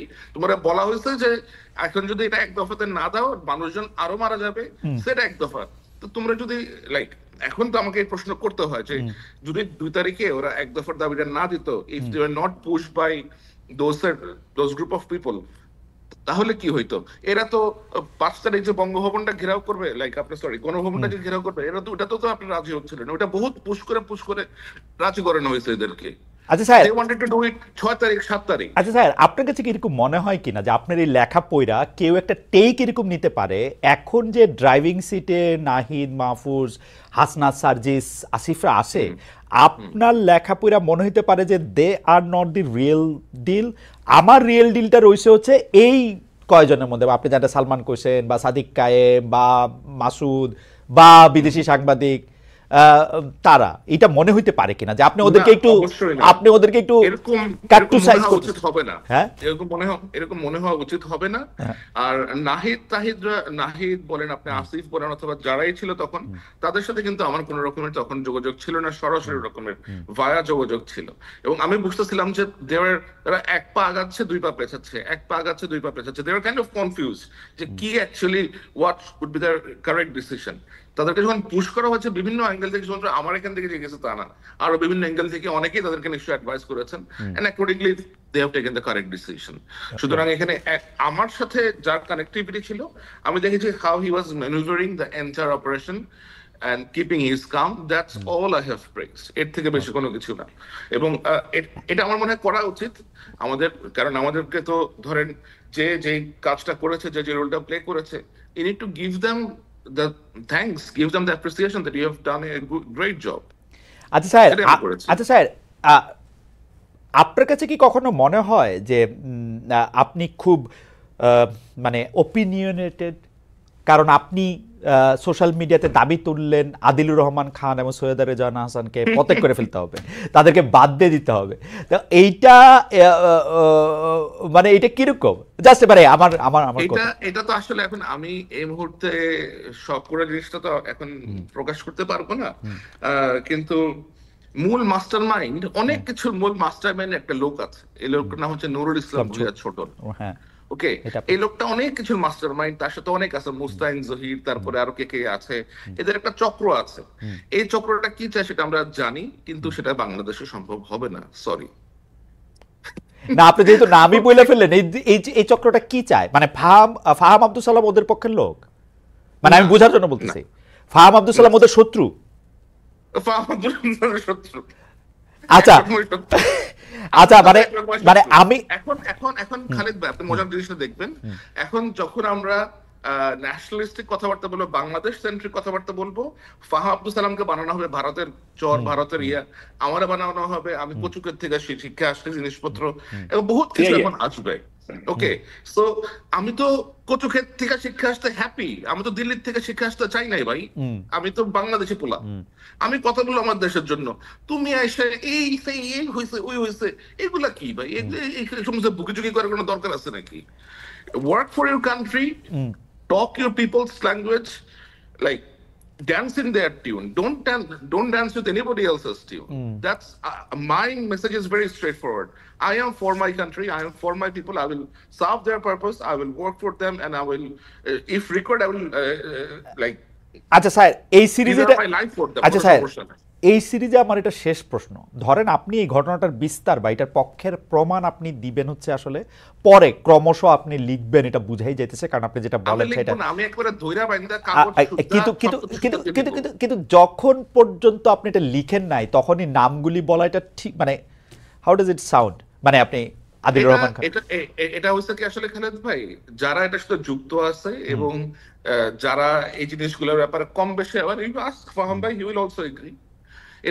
ইউ আস্ক এনি পলিটিক্যালি, না এটা তো বোঝা গেল ফাহাম যেহেতু উনাদের শত্রু, ফাহামও তো এই কথাই বলবেন তাহলে। আর মানে আপনি আপনার যে of course you have a large circle back in Bangladesh, you just run this things, you just run what I said, যে স্পেসিফিক দরগা শরীফ, ওই একটা নিষিদ্ধ ঘোষিত যে পার্টি, এটারে অ্যাক্টিভ করতে যাচ্ছে কে, এটার যে ব্যান আছে এটার ব্যানটা কে লিফট করতে চায়, গোলাম সারোয়ার নামে একটা ক্যারেক্টার আছে, এক লয়ার, সে কোথায় কোথায় গিয়ে কোঅর্ডিনেট করে বেড়াচ্ছে, এগুলো সব আমরা জানি রে ভাই, কে কোথায় যাচ্ছে, everybody like we know all of this things. আচ্ছা, আমি আপনার কাছ থেকে কথাটা একটু কায়রা নিয়ে আমি একটু ফাহামের কাছে যাই। ফাহাম, একটা খেলার কথা বা একটা লক্ষ্যের কথা সায়ের কিছুটা বললো, আমি একটু জানতে পারি বা আপনি একটু বলতে পারেন যে এই লক্ষ্যটা আসলে কি, মানে বাংলাদেশটা কি করবে, মানে মানে কি হইলে সবাই খুব খুশি হবে? মানে সায়ের যে নামগুলি বললেন এবং যারা দেখতেছি যে বাংলাদেশে অনেক কিছু নিয়ে যাদের অনেক ক্ষোভ দুঃখ, সবাই খারাপ, কি হইলে বাংলাদেশটা একটু ভালো হবে, মানে লক্ষ্যটা কি? মানে সায়ের তো বললো না, সায়ের হয়তো পরে বলবে যে কিছু একটা লক্ষ্য তো আছে, সেই লক্ষ্যটা কি? আমি আসলে এটা জানি না, আমি সায়েরের মতন এত ইনফরমেশন তো আমার কাছে নাই। তবে আমি একটা কথা, মানে I am confident about it, যে বাংলাদেশে অনেক মানুষ অনেক কিছু প্ল্যান করে খুব গ্র্যান্ড আইডিয়া নিয়ে, এগুলো ফেল করে। এটা ফেল করে কারণ হচ্ছে গিয়ে এই সমস্ত চাহিদার মূল কারণ কিন্তু বাংলাদেশের পরিবর্তন না, এটা হচ্ছে গিয়ে আমার ব্যক্তিগত কিছু চাওয়া, ব্যক্তিগত গ্রাজ, ব্যক্তিগত আমি ওরে পছন্দ করি না, ও ইসলামিস্ট, আমি ওরে পছন্দ করি না, ও সিআইএর দালাল, এমনি করে সবাই গুটি চালাচালি করে। এবং আমি জিনিসটাকে ওইভাবেই দেখি এবং আমি এটা বাল খেললো হিসেবে মনে করি, মানে এটার সাথে এটাকে আমি কোনো থ্রেট মনে করি না। তারা চেষ্টা করছে, তারা অনেক কিছুই চেষ্টা করবে, যেমন তারা, আমি জানি না তাদের মানে মোডাস অপারেন্ডি কি, যেটা আমি জানি না কিভাবে, কিন্তু আমি একটা জিনিস মনে করি, বাংলাদেশে যদি আপনি কিছু চেঞ্জ করতে চান আপনার হিউজ পাবলিক সাপোর্ট লাগে। I don't think they have got it. So তারা অনেকে যে বলে যে বিএনপির পাবলিক সাপোর্টটাই ওইটা, যেহেতু বিএনপি একটা বড় দল, কিন্তু আমরা যেটা মনে করতেছি ওরা যেটার কথা বলতেছে সেইটা আসলে বিএনপি তাদের সাপোর্টটা পায় বলে বিএনপি বড়, আসলে বিএনপির আদর্শের জন্য বিএনপি বড় না। Whatever doesn't count. ভোটের দিনে কে কাকে ভোট দেয় এটা হচ্ছে কথা। আপনি তো বিয়ে করতে বসেন নাই, আপনি তাকে ভোট দিবেন, রাইট? এখন এটা আমি ছোটবেলার থেকে শুনে আসছি যে বিএনপি একটা ক্লাব, সো বি ইট। আপনার যদি মনে হয় যে এটা একটা ক্লাব, দ্যাটস ফাইন, কিন্তু ভোট কাকে দেয় এটা হচ্ছে কথা। যদি ওরা ভোট এখন বিএনপি না দেয় তাহলে তো বিএনপি পারবে না। ফ্রি এন্ড ফেয়ার ইলেকশন হলে দেখা যাক। I don't want them to be in পাওয়ার। আমার অ্যাক্টিভিজমের একটাই কারণ, গত 10-12 বছর ধরে একই কথাই বলছি, বাংলাদেশের মানুষ একটা ফ্রি এন্ড ফেয়ার ইলেকশনে যাকে ভোট দেয় আমি মেনে নেব। যদি বিএনপি পায় বিএনপি, যদি সিপিবি পায় সিপিবি, যদি জামাত ইসলামী পায় Jamaat Islami, I agree, completely agri. কিন্তু আপনাকে একটা ফ্রি এন্ড ফেয়ার ইলেকশন দিতে হবে, that's all I want. Okay sir, আমি ফার্মের কাছে আবার একটু আসবো। স্যার, আমি একটা জিনিস জানতে চাইছিলাম যে আমার এখানে একজন সাংবাদিক এসেছিলেন, তো তার সাথে আলাপ প্রসঙ্গে তিনি আমাকে জানালেন যে জনাব তারেক রহমানকে দেশে ফিরতে দিচ্ছে না জনাব ইউনূসের সরকার, তাকে আসলে বিভিন্নভাবে মাইনাস করারই একটা পরিকল্পনা করা হচ্ছে। এই ব্যাপারে আসলে আপনার কোনো তথ্য আছে কিনা? আমরা প্রশ্নটাকে আরেকটু করতে চাই। জনাব তারেক রহমান দেশে ফেরাটা কবে ফিরবেন, এখনই ফেরা উচিত কিনা, তিনি কোনো কিছু আশঙ্কা করতেছেন কিনা? আমি আসলে আই হ্যাভ নো আইডিয়া উনি কি প্ল্যান করতেছেন, অথবা কারণ আমার তো এটা থাকাও না স্বাভাবিক না আসলে। কিন্তু আমি বিভিন্ন ভাবে বিভিন্ন সূত্রে যা জানতে পারি অথবা যা বুঝি যে বিশেষ যে গোষ্ঠী আছে সেই গোষ্ঠী বাংলাদেশে সহসা নির্বাচন হোক এটার পক্ষে তারা না। তারা চান বাংলাদেশের যে অবস্থায় বর্তমানে আছে অন্তর্বর্তী সরকার, এটাই আরো দীর্ঘায়িত হোক, অন্তত 2-3 বছর আরো দীর্ঘায়িত হোক, এবং তারপরে তারা একটা অবস্থাতে গিয়ে নিজস্ব একটা সুবিধা মতো পর্যায়ে পৌঁছে তারপরে তারা ইলেকশনটা দিতে চান। এবং তাদের ইলেকশন কন্ডাক্ট করতে তাদের কাছে অবশ্যই প্রথম বাধা হচ্ছে মূল যে পলিটিক্যাল পার্টিগুলো আছে, বিএনপি, জামাত, গণ অধিকার পরিষদ এবং অন্যান্য যে সমস্ত লাইক আপনার লিডারশিপ আছে তারা। সুতরাং অবশ্যই তারা তো চাইবেন না যে মিস্টার তারেক রহমান বাংলাদেশে যাক, বাংলাদেশে গিয়ে উনি ওনার লোকজনের সাথে ইনভলভ হোক। তো তার ফেরা ঠেকাতে অবশ্যই অনেকের অনেক রকমের তৎপরতা থাকতে পারে, বাট আমি নিশ্চিত না যে এরকম কোনো তৎপরতা আছে কিনা। বাট আমি বিএনপির লোকজনের কাছ থেকে আমি যতটা জানি যে উনি যথেষ্ট ইন্টারেস্টেড বাংলাদেশে ফেরত যেতে। ওনার মায়ের চিকিৎসা এখনো চলছে ইউকেতে, তো উনি হয়তো নিশ্চয়ই ওরকম একটা সুবিধাজনক সময় বাংলাদেশে ফেরত যাবেন। মানে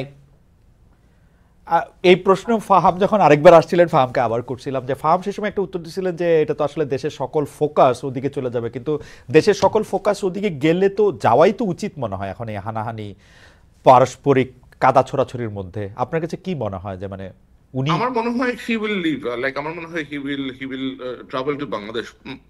খুব শীঘ্রই বোধহয় উনি যাবেন বাংলাদেশে। ফাহামকে এটার একটা এক লাইনে কিছু বলবেন যে আপনার কি মনে হয়? আমার তো মনে হয় উনি যাবেনই অবশ্যই, কিন্তু কখন যাবেন এটা তো বলা খুব দুরূহ, কারণ এই মুহূর্তে তো ওনার মার চিকিৎসা চলছে। আর উনি বাংলাদেশে যাওয়াটা এটা একটা ঘটনা ঘটবে, তো আমার কাছে মনে হয় না যেটা হুট করে হওয়া সম্ভব। মানে উনি যদি প্ল্যানও করেন, হুট করে হওয়া এটা সম্ভব নয়। উনি তো আর আমার প্রোফাইলের মানুষ না যে আমি টিকিট কেটে চলে যাব।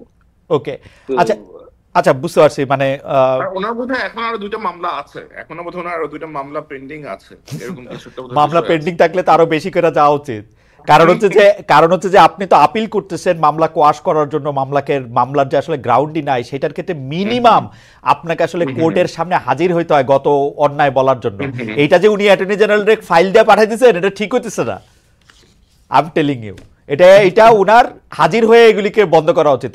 একদিন আসলে একদিন উড়ে যাবে সব, যেটা হলো আমার আন্ডারস্ট্যান্ডিং, সরকার যদি বাধা না দেয়। দুইটা মামলাতে বোধহয় তার ওনার সাজাও হয়ে আছে, বোধহয় কোন একটা মামলাতে সাজা হয়ে আছে। সাজা তো বাবর সাহেবেরও হয়েছিল, কিন্তু মানে ওগুলি তো আসলে যাই না। আচ্ছা সামি, যেটা নিয়ে আসলে আমরা কথা বলতে পারবো বা আমরা জানতে পারবো, ফাহাম যদি আমাদেরকে পরে জানান তাহলে হয়তো আমরা জানতে পারবো, নাইলে তার আমাদের পক্ষে জানা সম্ভব হচ্ছে না। পরবর্তী প্রশ্ন, জেনারেল ওয়াকারকে নিয়ে দুই রকম কথা শোনা যায়। এক হচ্ছে যে তিনি আসলে শেখ হাসিনাকে দেশ থেকে পালাতে দিয়েছেন, তিনি অনেক আর্মির আওয়ামী লীগের শীর্ষ নেতাদের অনেকের ক্ষেত্রে চোখ বন্ধ করে রেখেছেন, তিনি শেখ হাসিনার একজন এমপ্লয়েড লোক, মানে মনোনীত একজন লোক ছিলেন, তিনি শেখ হাসিনার স্বার্থ অনেকভাবে দেখেছেন। আসলে জেনারেল ওয়াকারকে কিভাবে বিবেচনা করা হবে, আপনি যদি 1-2 বাক্যে বলেন। সামি, আপনাকে আমি জেনারেল ওয়াকারের বিষয়ে আমি তার খুবই ঘনিষ্ঠ মাধ্যম থেকে আমি যেটা জেনেছি, 5ই আগস্ট সকালবেলা উনি আপনার নামাজ পড়ে উঠে হি ওয়াজ ক্রাইং। আমি জানি না এটা কতটা সত্যি কতটা মিথ্যা, and he was asking the close person যে আল্লাহ এটা তুমি আমাকে কিসের মধ্যে ফেললা, why me and why at this time, what should I do. এবং উনি যদি আসলে ওরকমই ব্যক্তি হতেন, ধরেন আপনি যদি if you put beside him general Aziz অথবা জেনারেল শফি, উনি যে লাস্ট যিনি ছিলেন, আমার মনে হয় things would be extremely otherwise for the country. এই ভদ্রলোক উনি মিলিটারি অফিসার হিসেবে যথেষ্ট কেপেবল একজন অফিসার, এবং তার যোগ্যতার নিয়ে তিনি শেখ হাসিনাকে হেলিকপ্টারে উঠাইলেন কেন? এখন হেলিকপ্টারে না উঠে এখন would he allow to let people kill her? না, লোকজনকে আগে আটকাই দিতে পারতেন, উনি চাইলে তো পারতেনই। He let people come and then Sheikh হাসিনাকে হেলিকপ্টারে উঠাইলেন। মানে এটা কেমনে, এই গল্প আমরা পরে কেমনে মিলাবো? উনি তো ব্যারিকেড দেন নাই লোকজনরে, আর্মি ব্যারিকেড দেয় নাই, কিন্তু আর্মি ঢাকার প্রত্যেকটা জায়গা থেকে লোকজনরে ছাড়ছে, লোকজন আসছে, আসার পরে উনি আবার হেলিকপ্টারে তুলে দিয়েছেন মাননীয় প্রধানমন্ত্রীকে তার আমলে। এখন শেখ হাসিনাকে যে প্রধান হেলিকপ্টারে উঠতে দেওয়া হলো, এটা হয়তো প্রেসিডেন্টের কাছ থেকে ইনস্ট্রাকশন আসতে পারে, রাষ্ট্রপতিকে আপনি জিজ্ঞেস করতে পারেন যে আপনার কাছ থেকে আসছে কিনা ইনস্ট্রাকশন। ওকে, এইটা নিয়ে আমার কিছু এইটা একটা ভালো কথা বলছেন, আমি প্রেসিডেন্টের কথাটা ডায়েরিতে লিখে রাখলাম, যদি সুযোগ পাই তাহলে নিশ্চয়ই জিজ্ঞেস করব। কারণ he is the chief of all the armed forces. Faham, গল্পগুলি টির মাথা একটু কাইটা দেন তো, যে এইটা না, আমি হলো একই কাজ করতাম। মানে আমি যদি ওনার জায়গায় থাকতাম, আমি ফাহাম না, আমি যদি মিলিটারি চিফ হতাম, তখন ঘটনা হচ্ছে এরকম যে আপনি at that point in time he knew যে যদি জনগণ যদি গণভবনে যায়, হাসিনাকে ধরে মুসলিনের মতন করে উল্টা করে ফাঁসি দিয়ে 3 দিন ধরে লটকায় রাখবে, অ্যাবসলিউটলি গ্যারান্টিড এই ঘটনাটা ঘটতো। এখন আপনি যদি ওইটা অ্যাভয়েড করতে চান, আপনি হোয়াট আর দ্য অপশনস? আপনি তাকে দেশ থেকে বের করে দেন, এটা নাম্বার 1। নাম্বার 2 হচ্ছে আপনি তাকে কোনো জায়গায় ভরে রাখবেন, অর্থাৎ মানে জেলে টেলে কোনো একটা জায়গা রাখবেন। জেলে রাখতে গেলে মহাবিপদ হতো এই সময়, কারণ এই দেশেরই মানুষ গিয়ে ওই জেল ভাঙতো, ভেঙে তাকে বের করে হয়তো মুসলিনের মতো করে লটকা দিত। হ্যাঁ, তো উনি ওই মোমেন্টে যেভাবে চিন্তা করেছেন, দেখেন উনি তো ওই মোমেন্টে জানেন নাই। আমরা কিন্তু সবাই ভাবছিলাম যে হাসিনা পালালে আওয়ামী লীগের লোকরা মনে করতো লাখ লাখ লোক মারা যাবে। হ্যাঁ, 100টা লোক তো মরেনি। বাংলাদেশের মানুষ তো আসলে প্রতিশোধ পরায়ণ হয় নাই, কিন্তু বিপদটা তো ওই সময় আমরা কেউ জানতাম না। তো ওই না জানা অবস্থায় উনি এট দ্যাট মোমেন্ট উনি মনে করেছেন যে হাসিনাকে বিদেশে পাঠানো হচ্ছে বেস্ট অপশন। এবং এইটা এমন না যে আমি আমার আত্মীয়কে বাঁচালাম, আমার কাছে মনে হয়েছে যে ওই মোমেন্টে অনেক সেন্সিবল লোক এই ডিসিশনটাই নিত, অনেক সেন্সিবল লোক। এখন হয়তো নিবে না, কিন্তু ওই মোমেন্টে থাকলে ওই ডিসিশনটাই নিত। কিন্তু আমি একটা জিনিস বুঝতে পারি না, মানে কেন আমার কাছে একটু লাগে যে শেখ হাসিনার তো ওই মুহূর্তে মাইরা ফেলতে কেউ চায় নাই, পদত্যাগই করাইতে চাইছে, তো সেনাপ্রধান গিয়া তাকে বলবে যে আপনি স্টেপ ডাউন। হ্যাঁ, না না, আমি 5 তারিখের ঘটনা বলতেছি না, যখন লোক আসছে, মানে মানুষ তো পদত্যাগ চাইতেছিল 3 তারিখ 4 তারিখ 1 তারিখ থেকে এক দফা যখন চালু হইলো, তো তাকে হেলিকপ্টারে উঠানোর থেকে তারা তো পদত্যাগ করানোটা সহজ ছিল না? মানে একজন যদি সেনাপ্রধান মনে করে this is the right thing to do, because এইটা আমি কেন বলতেছি, এটা আমাদের দেশের জন্য একটা অসম্মানজনক কাজ হয়েছে। সবকিছুর জন্য তো সবকিছু মিলাই তো এটা একটা কেমন কাজ হয়েছে, সবকিছু মিলাই, মানে কোনটা, মানে পালায় যাওয়াটা, তারপরে হচ্ছে যে ওইখানে গিয়ে আবার প্যাক প্যাক করাটা, সবকিছুই তো। হ্যাঁ, দেখেন Hasina is a psychotic character, you have to understand.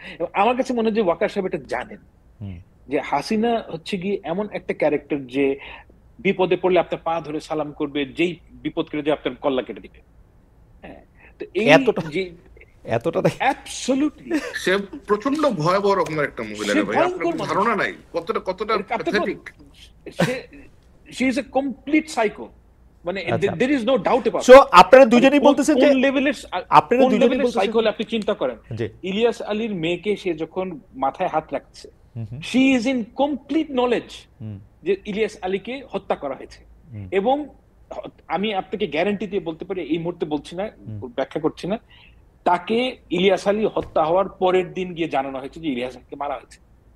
she knew it and yet সে তার কাঁধে গিয়ে হাত রাখছে।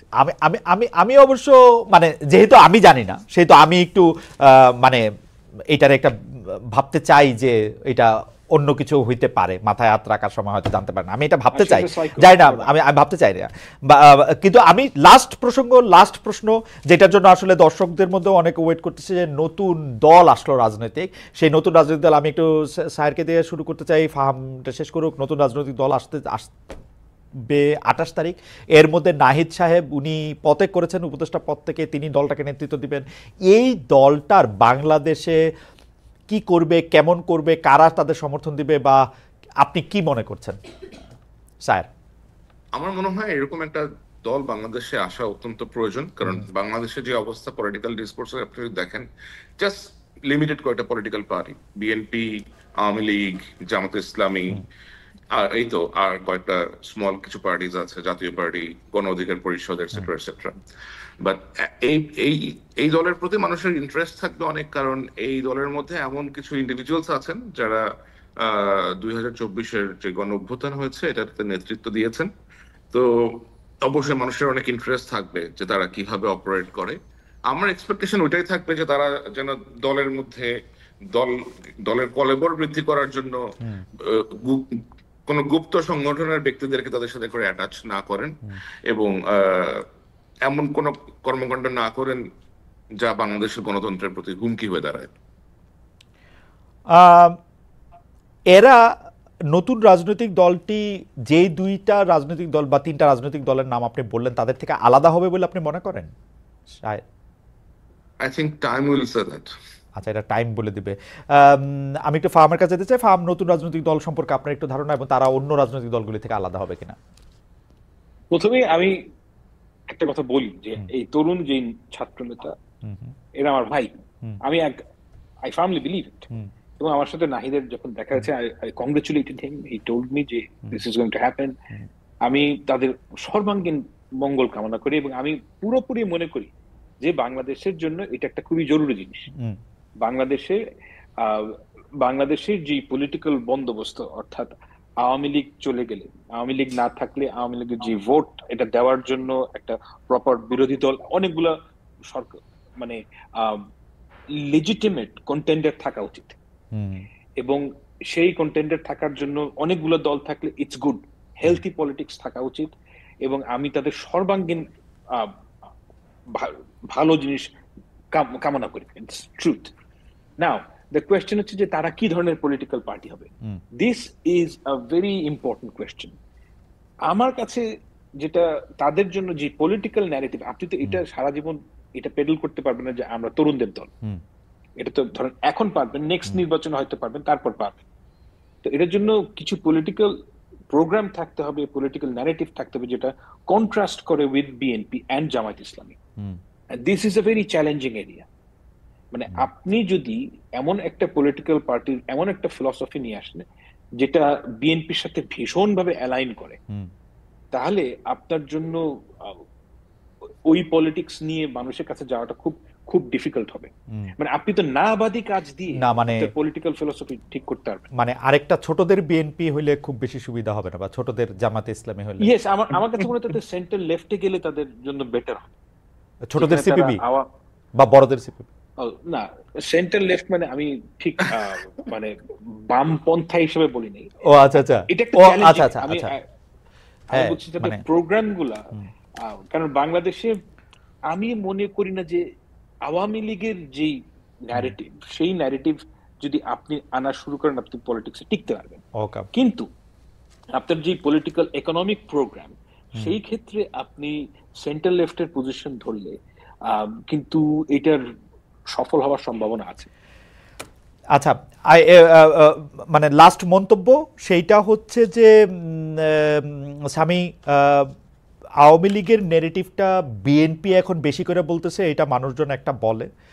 আর দুই নাম্বার কথা হচ্ছে যে এই বিএনপি এই তরুণ যে রাজনৈতিক দল হইতেছে তাদেরকে, তারপর হচ্ছে গণ অধিকার পরিষদকে, নূর সাহেবের দলকে শেষমেশ নিয়ে 5টা 3টা 4টা 2টা দিয়ে একটা নির্বাচনী বলয় তৈরি হবে জামাত ইসলামকে বাদ দিয়ে, আর বাকি সবার মধ্যে।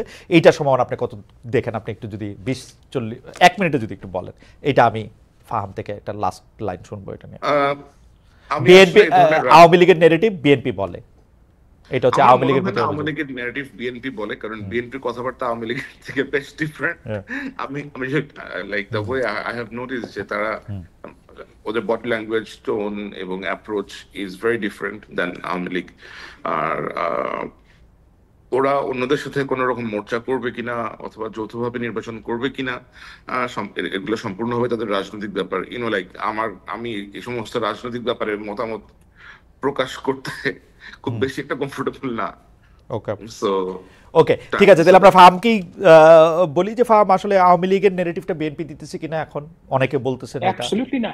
আচ্ছা, মানে কোন ন্যারেটিভটা দিচ্ছে? এই যে বলতেছে 71 মুক্তিযুদ্ধ, আওয়ামী লীগ যেরকম করে কথা বলতো, ওইটাকে ভাঙা যাবে না, সংবিধান চেঞ্জ করা যাবে না, প্রেসিডেন্টকে সরানো যাবে না, বঙ্গবন্ধুর 32 নম্বর ভাঙা ঠিক হয় নাই, ইত্যাদি ইত্যাদি। আমার কাছে তো দেখেন, আপনি যদি একটা রেসপন্সিবল পলিটিক্যাল পার্টি হন, আপনি যে কোনো একটা জিনিস চাওয়ার আগে আপনাকে বুঝতে হবে how to deal with it. হ্যাঁ, আপনি চুপ্পুকে সরাবেন, দ্যাটস ফাইন। চুপ্পুকে সরানোর পর কে আসবে? এটা একজন ইউটিউবারের কাছে এটা গুরুত্বপূর্ণ বিষয় না। কিন্তু যখন আপনি একটা রেসপন্সিবল পলিটিক্যাল পার্টি হবেন, তখন আপনি দেখবেন যে চুপ্পুকে যদি সরানো হয়, এরপর যে লোকটা আসবে সে কি হবে। আমরা একটা ডিজি ঠিক করতে পারি না, আমরা একটা ডিজে ঠিক করতে গেলে পুরো জাতি দুই ভাগ হয়ে যায়, একটা শিল্পকলার ডিজে ঠিক করতে গেলে, একটা প্রেসিডেন্ট ঠিক করতে গেলেও সর্বনাশ হয়ে যাবে। তো এই কারণে তারা তারা চুপ্পুর ফ্যান না BNP. Chuppu is literally, not literally, Chuppu is effective, in effect he is in house arrest. Right right. তো এখন চুপ্পুর ফ্যান না বিএনপি, কিন্তু চুপ্পুকে সরাতে গেলে যেই বিপদটা হবে সেই বিপদটাকে অ্যান্টিসিপেট করা ইউটিউবারদের কাজ না, কিন্তু যেই রেসপন্সিবল পলিটিক্যাল সত্যি কি ধরেন ধরেন ধরেন চুপ্পু সাহেবের বদলে অন্য একজন সাহেবকে প্রেসিডেন্ট করলে কি হইতো শপথ নেওয়া? না না, আপনি যাকে আনবেন এই লোকটা কে? যে কোনো একটা র্যান্ডম লোক নাকি আপনি প্রেসিডেন্ট কি একটা র্যান্ডম লোককে? এই কাজটা তো শেখ হাসিনা যে করলো র্যান্ডম লোকের প্রেসিডেন্ট, এটাই তো খারাপ কাজ হয়েছে। মানে এই এই এই এই পজিশনগুলোর তো মর্তবা আছে, র্যান্ডম লোককে ধরে আপনি প্রেসিডেন্ট কেন বানাবেন? ঠিক আছে, আমরা অনেকগুলি বিষয়ে অনেক গুরুত্বপূর্ণ আলোচনা আজকে শুনলাম। জনাব ফাহাম আব্দুল সালাম, আপনাকে অনেক ধন্যবাদ।